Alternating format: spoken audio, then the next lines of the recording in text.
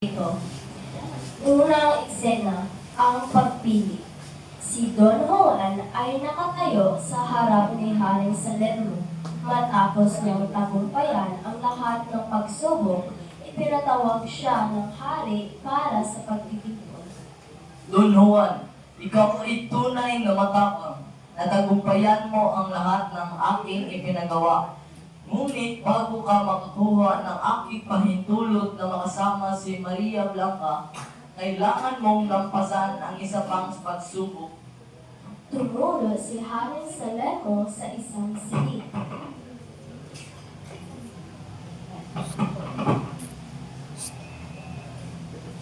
Nakasilid doon ang aking tatlong anak na prinsesa. Tanging ang kanilang mga daliri ang nakalabas sa tatlong pintuan ng silid. Sino mang iyong mapili ay siyang iyong papakasalan. Tumayo ng matapang si Don Juan. Sige po, mahal na hari. Tiwala po akong makilala siya. Lumapit si Don Juan sa mga pintuan. Sinilip niya ang mga daliri mula sa unang dalawang pintuan pagkatapos ay sa ikatlo. Ito ang kanyang napili. Nakilala niya agad si Maria Blanca dahil sa nawalang ituturo nito sa ginawang pagkakailanlan. Ito na po ang aking napili, ang ikatlong pinto at ako ay sigurado na ito ay si Maria Blanca. Lumabas si Maria Blanca mula sa silid. Si Haring Salerno ay hindi natuwa. Bakas sa mukha ang galit. Walang nagawa si Haring Salerno kundi pumayag, ngunit may lihim na balak. Don Juan, mag-usap muna tayo sapagkat may kasulatan na ipapadala kita sa Inglaterra at doon ay asawahin mo ang aking anak sa halip na sa aking nais ay kamatayan ang kaparusahan. Pangalawang eksena, ang pagtatanan at pagtakas. Isang tagapagbantay ang nagsabi kay Maria Blanca ang plano ng hari. Agad siyang pumunta sa kwarto ni Don Juan.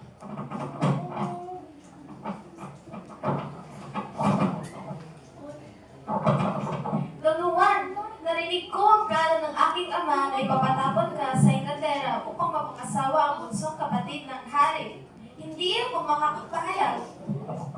Ngunit Maria Blanca, paano tayo makakatakas?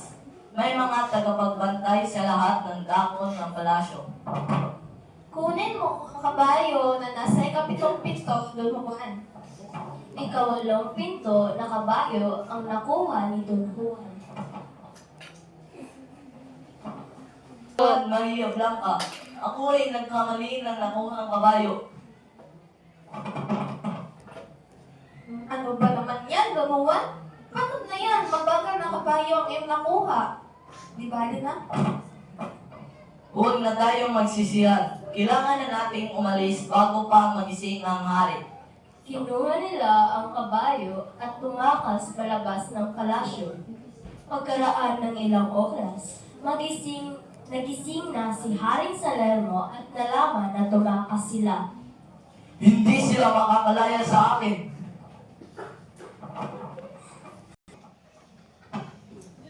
Sundan natin sila ngayon din. Huwag ninyong hayaan na makalayo pa sila. Habang sila ay tumatakas, gumawa si Maria Blanca ng mga paraan para pigilan ang haring na masukol sila. Don Juan, tingnan mo! Ihahagis ko ang aking karayom para maging tinik sa daanan ng aking ama. Ibinato niya ang karayom at mabilis itong naging mga matulis na tin. Ihahagis ko ang aming sabon para gumawa ng mga bundok. Ibinato niya ang sabon at ang naging bundok. At ihuhulog ko rin ang aking kopel para maging karagatan ang mga daanan. Ang Haring Salerno ay natigilan at hindi na nakasunod. Nagalit ang hari nang malaman ito. Taksil ka, Maria Blanca. Isa kang sukail na anak.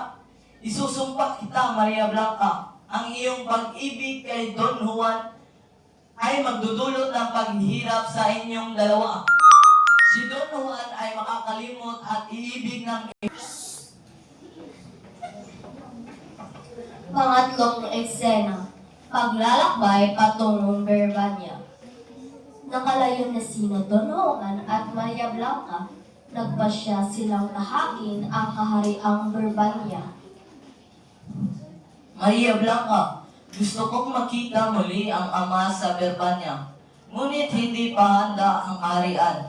Nais ko sana muna na maunang umuwi upang mahanda ang England at pagtanggap ng Reyna de los Cristales.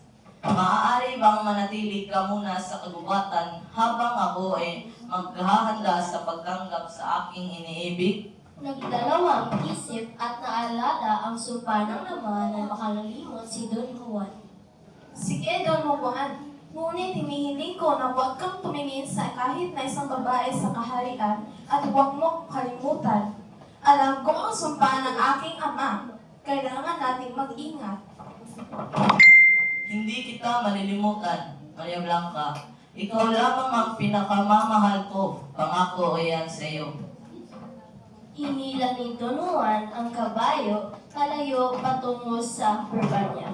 Habang si Maria Blanca ay nanatili sa bahay ng pastol, nag-aalala ngunit puno ng pag-asa. Libong Adarna, Kabanata 18, pangunahing eksena, pagbabalik ni Don Juan. Ang buong kaharian ng Berbanya ay puno ng kasiyahan matapos bumalik si Don Juan. Si Prinsesa Leonora ay naghihintay sa kanya sa loob ng palasyo. Don Juan, ikaw na nga. Dahang-dahang lumapit kay Don Juan, yumakap ng mahigpit si Don Leonora. Akala ko hindi ka na babalik. Umiyak ako nung napakaraming gabi. Iniisip ko nasaan ka na. Nakalimutan ni Don Juan ang tagubilin ni Maria Blanca. Patawarin mo ako, Leonora. Maraming nangyari sa aking paglalakbay. Bunso kong anak, ikaw na nga. Pasalamat ako sa Diyos na ligtas kang nakabalik. Mahal na hari, nais ko sanang ipahayag ang aking damdamin. Matagal na akong naghintay kay Don Juan at sana'y payagan ninyo kaming ikasal. Opo, Ama. Handa na kong ikasal kay Leonora. Nagkaroon ng praging sa karyang ng 7 araw upang ipagdiwang ang kasalang magaganap. Pangalawang eksena, ang pagdating ng Emperatriz. Samantala, sa kagubatan, si Maria Blanca ay nag-aalala dahil hindi pa bumabalik si Don Juan. Kinuha niya ang kanyang mahiwagang singsing at nakita ang kasal na magaganap sa Berbanya. Hindi mo ako binanggit, Don Juan. Akala ko'y tanging ako ang mahal mo. Ngayon ay gagawin ko ang lahat para ipaalala sa iyo ang ating pangako. Nagbihis siya bilang isang magarang emperatriz at sumakay sa karosa.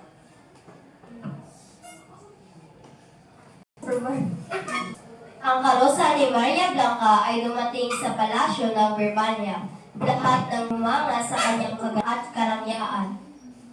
Asa ra may jung kaharian?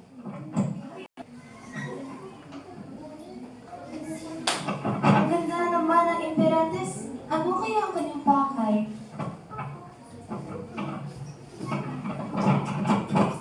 Maligayang pagdating, mahal na Imperatriz. Ikaw ay isang kanandaan, hindi makakalimutan.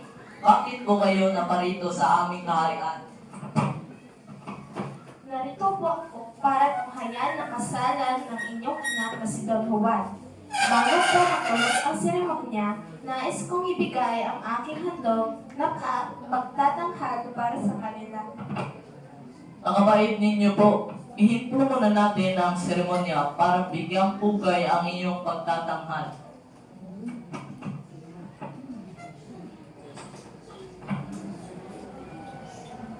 Lumabas ang dalawang negrito at negrita sa entablado mula sa prasko at nagsimulang magtanghal. Ang pagtatanghal na ito ay tungkol sa isang prinsipe at prinsesa na nagmamahalan at nagbigay ng pangako sa isa't isa. Ipapaalala nito ang lahat ng paghihirap at sakripisyo ng kanilang tiniis para sa isa't isa.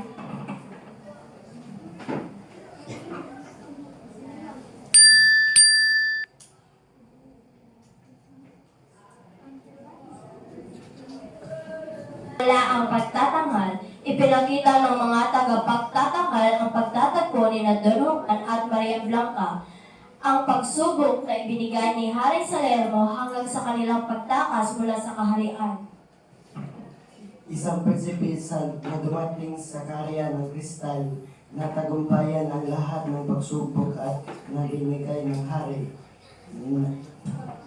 Nakilala niya ang isang prinsesa na kaniyang minamahal at kasama.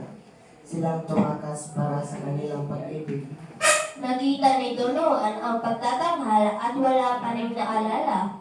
Bakit alaala na hindi maalala ni Don Juan? Pinapaalala ito ng negrito at si Don Juan ay nasasaktan sa palo na iyon. Kapag ang prinsipe ay nakalimutan na ang kanyang pangako, ang isa sa mga pagtatanghal ay hahapasain ng latigo. Ngunit hindi ang tagapagtatanghal ang masasaktan, kundi ang prinsipe na nakalimutan ang kanyang pag-ibig. Sinimulan ng negrita na hampasin ang negrito gamit ang latigo. Habang ginagawa ito, napapansin ni Don Juan na siya mismo ang nakakaramdam ng sakit, ngunit binaliwala lang at lalo pang tinatangi si Leonora. Tuluyan ng nakalimot.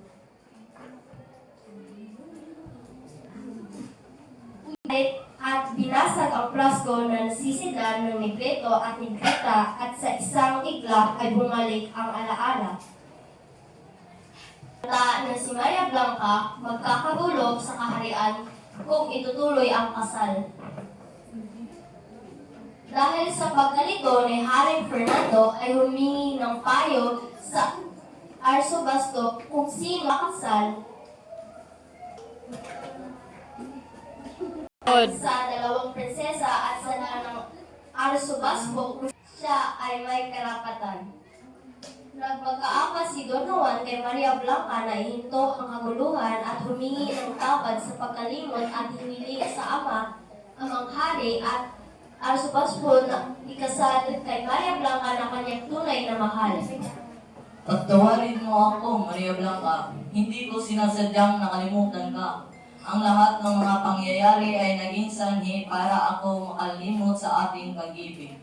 Ngunit ngayon ay alam ko na ikaw lamang ang tunay kong minamahal.